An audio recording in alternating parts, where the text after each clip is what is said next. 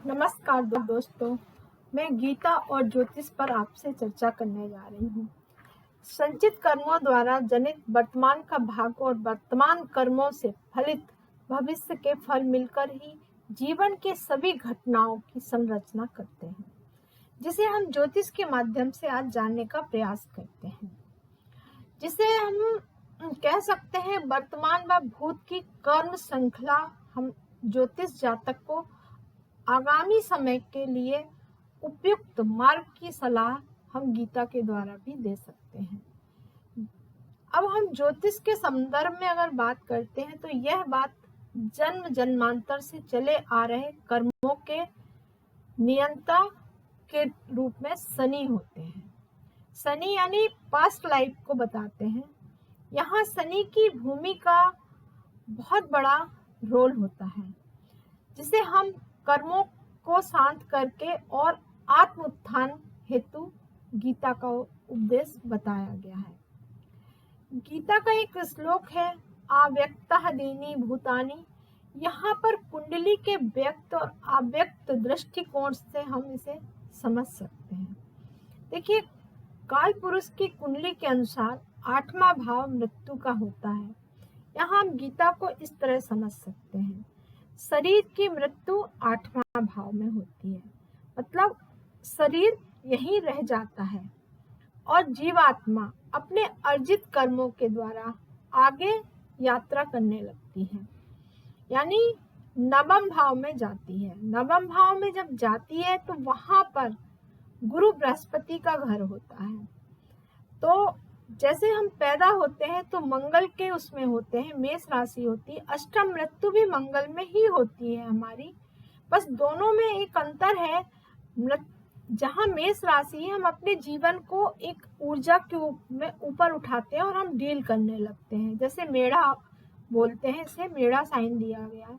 मृत्यु होती है जहाँ पर वृश्चिक राशि होती है, जिसे कि जल भी माना है और थल भी माना है। तो मृत्यु के स्थान में अष्टम भाव होता है। इस तरह से हम बोल सकते हैं कि जन्म मंगल और मृत्यु भी मंगल में है। ऊर्जा का यहाँ खत्म होना वृश्चिक है, या किसी चीज की अंत होना। तो हम कह सकते हैं कि यहाँ पर गुरु बृहस्पति क्या करते हैं, जब नवम भाव में यात्रा करती है जीवात्मा, तो परम चेतन अवस्था में यह प्रवेश करती है। अब देखिए, यहाँ शनि की 2 राशियां बताई गई हैं, जो कि 10वें भाव में भी है। शनि की राशि मकर राशि, जो कर्मों का लेखा जोखा करने के लिए होती है। वहीं आगे मृत्यु के उपरांत हम यहाँ पर 10वें भाव में अपने कर्मों का, अर्जित कर्मों को किस तरह से हमें फल मिलेगा उस पर डिपेंड होता है। अब फल हमको अगली राशि देगी कुंभ राशि, वो भी शनि की ही राशि है, यानी हमारी दूसरी राशि पिछले जीवन के बारे का लेखा जोखा 10वां स्थान खत्म करता है और अगला स्टार्ट होता है एकादश स्थान यानी कुंभ राशि से। तो हम यहाँ पर दोनों ही कर्म का पुनः संयोजन होता है कि कितने कर्म रह गए हैं और कितने अभी बाकी है। तो हम यहाँ पे ये समझ सकते हैं, अब नए जन्म के लिए हम जो नया जन्म अब लेने वाले हैं, तो हमारे कितने भोगे जाने वाले कर्मों का चयन होगा, उन्हें अलग किया जाएगा कि अभी इन्हें कितनी चीजें भोगना है और कितनी इन्हें भोग ली है।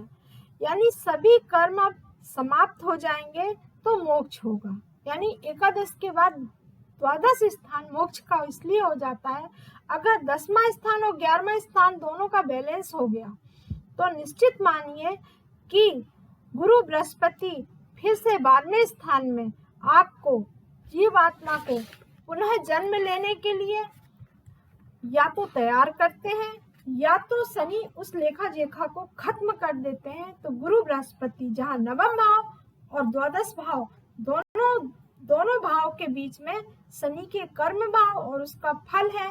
तो देखिए, गुरु और शनि ही गीता में मुख्य रूप से हैं। तो दोस्तों, हम अपने गुरु और शनि को ठीक रखें। गुरु क्या होता है इसको समझिए, हमारा विवेक है, हमारी खुद की अपनी पहचान है, खुद अपना अंदर का जो सोल है वो है।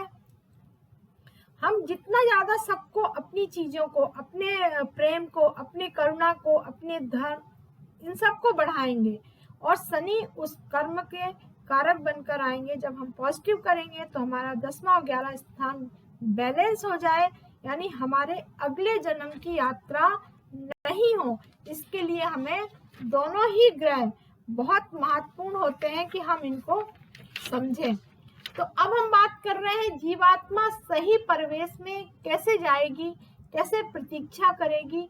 तो इस तरह से हम इसको अगले एपिसोड में आपको बताएंगे कि कैसे ये जीवात्मा अगले उसमें जाएगी, और गीता के द्वारा मैं बताने की इसमें कोशिश कर रही हूँ।